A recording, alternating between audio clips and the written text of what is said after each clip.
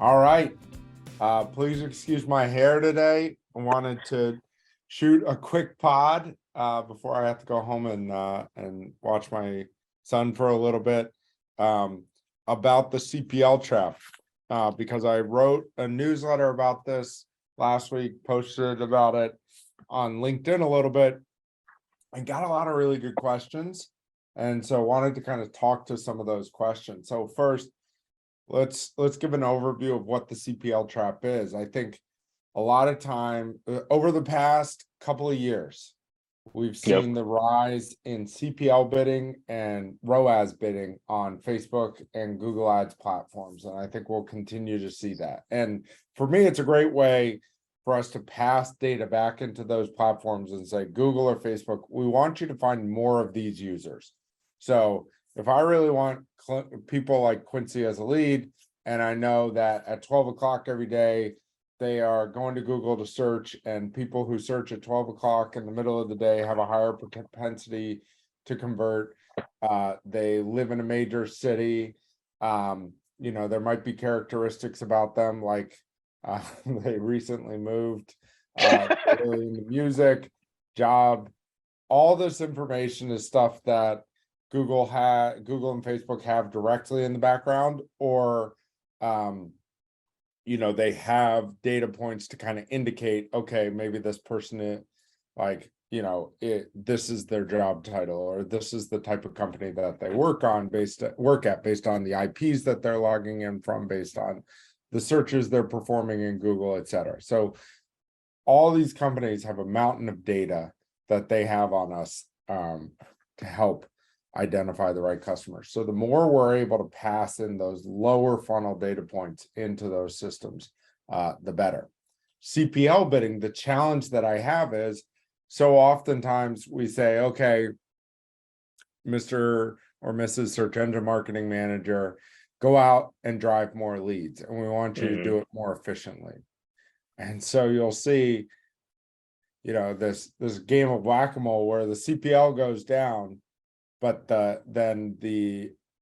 which is a good thing theoretically, but then ultimately the number of opportunities and the amount of pipeline getting created goes down as well, because when you drive in the cheapest leads, you're getting the cheapest leads. Yeah. Right? What I propose to companies is that they should start looking down at down funnel metrics. So typically PPC managers, wherever they are, they're using pixel-based data. Yeah. And I think you're missing out on a huge opportunity when you don't connect your CRM or marketing automation system to the ad platforms, so you can pass offline data back in and tell them which one of those leads was the best. And it's why, so some of the questions I've gotten are around like what metrics to pass back in. What do you do when you have low volumes of data? And it's why I'm a big proponent of like having a good marketing qualified lead metric. Yeah. So what is that metric? Does it depend for companies? Great question. I think marketing qualified lead should be measured on two axes. One is match to ICP. So if you're trying to target CEOs of Fortune 500 companies, you want to see the CEO job title, and then you want to see that they're a Fortune 500 company. And then the other axis is the intent. So lowest intent is somebody who just visits your blog and never does anything. Highest intent is someone who comes onto your site, looks around, looks at pricing page, looks at the product pages, and then requests a demo from you. Yeah. Someone who's raising their hand. And so trials fit into that high intent category for me. Chat conversation, like people who come in through chat, pricing requests, people, those are all the types of people who really kind of fit into that high intent criteria. And so if you have that, and you have Zoom Info or some other data provider, you should be able to, within the first day, add in extra qualification to a lead. A lead may come in with a Gmail address, they may not give you the right job title, and they may fill out an ebook or something like that. That's not a qualified lead. So we want to get those out of the pipeline, and we don't want to tell Google or Facebook to go get us more of those leads. We do want to tell them to optimize for people who are, showing into through all the data they have, more likely to convert down funnel, and also a good match to ICP for us. And they And I have think all that that data, or they have a a, lot of re- that data. a really smart thing that I would say, let's just call it like HubSpot is doing, is matching based on those signals, because you connect the ad platform and then you can tell Google, hey, this was an MQL, or this was an opportunity, or this was turned into a customer eventually, Right. based off of those conversion metrics, and then push that back into the platform to then do what you're saying. Hey, give me more of these people, which essentially optimizes CPL, right? Yeah. Yeah, absolutely. And so that's great if you're at, depending on your size, but if you're driving a couple hundred leads a month and you have enough data points for an MQL to really feed the algorithm and teach it what your leads are doing, I think it's a lot easier. If you have a pretty fast sales cycle, like typically what I recommend is any metric that you can get down funnel that happens within 7 days, like pass that data into Google. Actually, any of that data, pass it into Google, because I think your PPC manager is probably spending most of their time in there. So they're optimizing to the metrics that they have in front of them. And to go between platforms can be a little clunky, and sometimes the data is different in different places. But I think typically we're recommending MQL because that is something where 90% of companies, once we come in and help them identify that MQL or MQA criteria, then they're able to get that set up. They're able to get enough volume, and that qualification happens within the first day of a lead coming in from Google or Facebook. And then you mentioned the volume thing. Does it matter? Like, does my spend threshold matter, or is it just about optimizing? Because you could say, hey, that person's spending $50,000 like a month on ads, so maybe their CPLs are lower because they're reaching more people, more conversions, all that stuff. Yeah. I think the CPL is typically more of a factor of the company that you're at. Like Mm-hmm. if you're selling to an enterprise and you're targeting very specific searches, like I think the marketplace tends to drive up the CPCs, and people are willing to pay more per lead because they're going to get more value from the specific lead. But I think your point is astute. I think it partially depends on what your spend level is, partially depends on the industry you're in and how much volume there is out there. So like HubSpot going after small to mid-market businesses is going to have a lot higher volume than Marketo, who's going after more enterprise customers.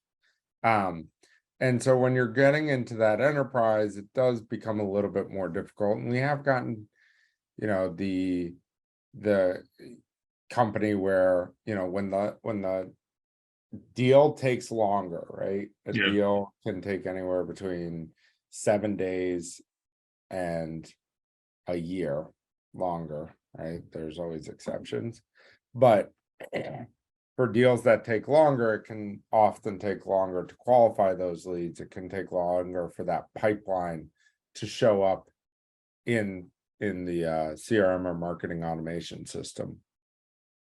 And so that can be challenging for the companies. What I've really enjoyed recently, or where I think we've seen a lot of success, is when we can find a company working with mid-market or selling to mid-market companies, and pipeline, they're able to get deals in, they're able to qualify them and put a pipeline number next to those deals within the first 7 days. And we've tested out some doing ROAS bidding for companies when they have those characteristics. They have a decent amount of volume. And then we do like what I'm calling like pipeline ROAS, where we're able to get that lower funnel qualification data in the door. We're able to understand the deal size, and we're able to train the algorithms to go after the right leads based off of that. So I think the lower in the funnel you can go, the better, but it needs to, what we've seen and what we've heard from Google is after 7 days, they start to put a decay on the data, on the quality of the data that they get in after that point. Yeah, for sure. And then, so the thing that I'm hearing is there is no essential one size fits all for everybody, right? Like you can't just say, I can't go from my old job to my new job and say, hey, we did it like this, we bid on ROAS, and like that's the end all be all, because it's likely that I could tank this current like paid strategy if I'm not looking at like the intent signals, if I'm not looking at like multiple things to say, hey, let's be really scientific and smart about what we're doing here. Right. Yeah, and for a lot of B2B companies, there still is a feel to it, right? And if you're not getting enough data, you can't necessarily do CPL bidding or ROAS bidding. But when the opportunity emerges, when you're driving a couple hundred leads a month, I think it's something you need to test out. And I just would recommend you move down funnel as far as you can based on metrics that you get quickly, that have enough volume, and test it out, because we've seen tremendous success running these types of campaigns, and you're basically training Google and Facebook to go out and get you more of your better leads. Awesome. And so then the answer to combat the Google advisors is not to do maximize bidding for everything for all of my things. Don't ever experiment on anything. Just dump more money into it, right? That's not what we're saying. Yeah. Be very wary of the Google advisors. Yeah. Awesome. So we only have a few minutes left. What else is significant as far as the trap, and how do you know if you are falling into the CPL bidding trap? What's the indicator? Worst down funnel conversion. So we're huge believers that top of funnel momentum drives down funnel conversion. And so one of the things I talked about earlier was we need to get the data in front of the PPC people so they understand how their leads are converting down funnel, because you're going to see a difference, like, you know, based on the search terms people have, based on how they're searching for those terms, based on the language they're using within the keywords. Those are all indicators of intent. And so I often find like people who search for what is plus the keyword, they're very high in the funnel, versus people who are searching for like your industry plus software are typically much lower in the funnel. Usually within an industry, how people search for things is very different. I'm trying to think of an example that I can come up with, but like, you know, for us, like somebody searching for a demand generation marketing firm is going to be much higher intent than somebody searching for a marketing firm. Like the difference between those two searches is going to be incredibly different. Whereas we don't know what the marketing firm person is searching for. They might want creative services. They might want website services. They might just want PPC, but we have a pretty good idea of what people searching for demand generation firms are looking for. And you can start to see that in the data in terms of how users convert down funnel. You can even, when you get really sophisticated, start to pay attention to churn rates based on the terms that people came in from, and really understand the overall quality of leads based on the audiences, keywords, whatever it is, depending on the platform you're on. Yeah, and it's really sort of serendipitous that like we're talking about intent, and we always talk about intent. And so, but I actually just read an article about the increasing importance of intent that I can link in the show notes. But like it's from Chief Martech, and it talks about if you're not like using intent as a part of kind of the strategy, and when you're doing a lot of just your campaigns, your segmentation, and like just mainly the paid component, like you could be leaving opportunities on the table. And the fantastic quote that I love about this that summarized what we do as marketers and like getting alignment with sales is that it's marketing's job to ensure the organization never misses out on an opportunity to compete for a deal. Like this is how marketing teams become indispensable, is what they say. Yeah. So like I totally agree with that. Yeah, 100%. Awesome. So well, awesome. I gotta run. I gotta jet. So thanks for the quick episode, Quincy. We'll talk about this more in the future. Yeah, for sure. Have a good one.